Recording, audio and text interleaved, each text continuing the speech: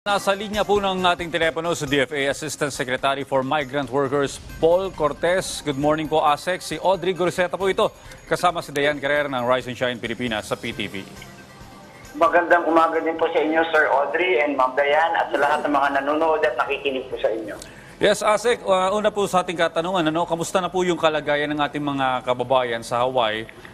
Kaugnay po sa nangyaring wildfire doon.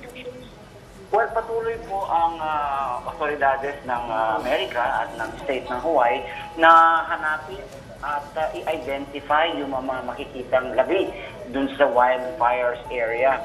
So ngayon, over 50% naman na ang nasuyod nila at nakakahanap sila ng mga katawan at dahil medyo mahirap i-identify from face value dahil medyo sunog-sunog na iba, ay kailangan ipag-DNA testing. So after DNA testing at ma-identify kung sino itong taong ito, then they inform the next of kin o yung pamilya nila yan sa Hawaii. And then kung na-inform na ang next of kin, i-release na yung mga pangalan sa media. So far, 6 po out of 111 or 115 plus ang na-identify those with Philippine-sounding names. So, yung una, si Alfredo Galinato, nalaman po natin hindi na po siya Philippine passport holder at US passport holder na. Ngunit yung kanyang may bahay, yung kanyang asawa na nag-survive ay Philippine passport holder pa rin. Nonetheless, kababayan natin si Alfredo Galinato. Yung isa naman ho, si Mr. Rodolfo, ay nalaman ding Philippine passport holder doon sa records ng Philippine Consulate sa Honolulu. May mga iba pang pangalan, 5 ang na-release nila sa media dahil na-identify na rin yung next of kin at na-inform. Pero yung 5 to ay hindi lumabas doon sa records ng Consulate ng Honolulu na dual citizen o kaya nag-renew ng kanilang passport. Nonetheless, yung tingin po natin ay siguradong Philippine na sila, na ipanganak sa Pilipinas, naging US citizen, pero hindi na siya bale Philippine passport holder. Nonetheless, kababayan po natin at kasama natin sa nation building ang mga permanent migrants na ito and natuloy pa na nagbibigay pa rin ng konting messages of sympathy and condolence ang Philippine government para sa mga ito. Okay. ASEC, linawin ko lamang po yung binanggit ninyo.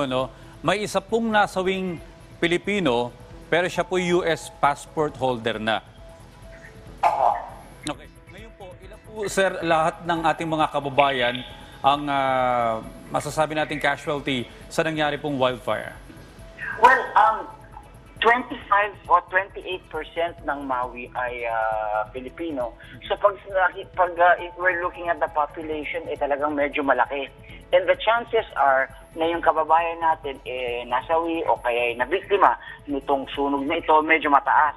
Ngunit the probability na Philippine passport holder sila medyo mababa dahil karamihan sa mga kababayan talaga natin pagdating na America after a few years, they apply for US citizenship and the US passport.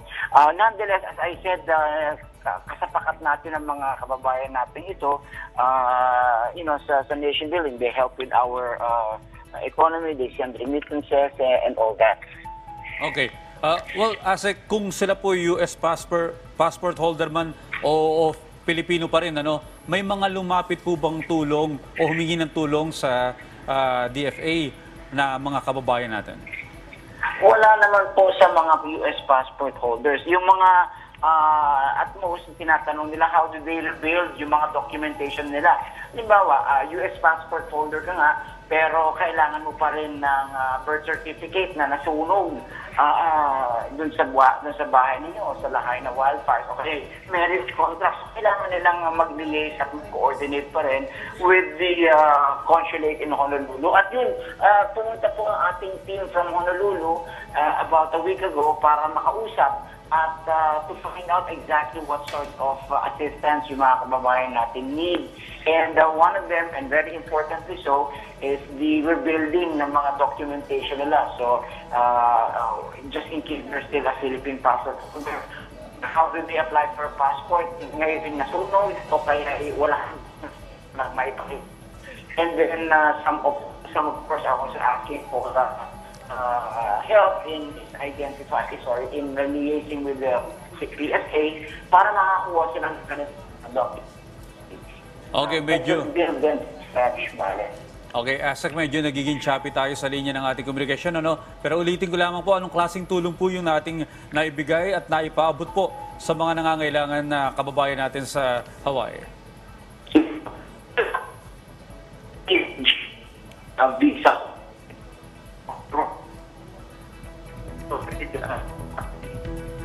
Department of Education.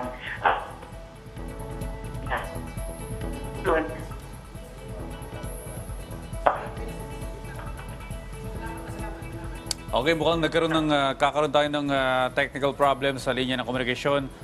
Nakapanayan po natin ang Assistant Secretary ng DFA na si Assistant Secretary for Migrant Workers Paul Cortez. Maraming salamat po, sir.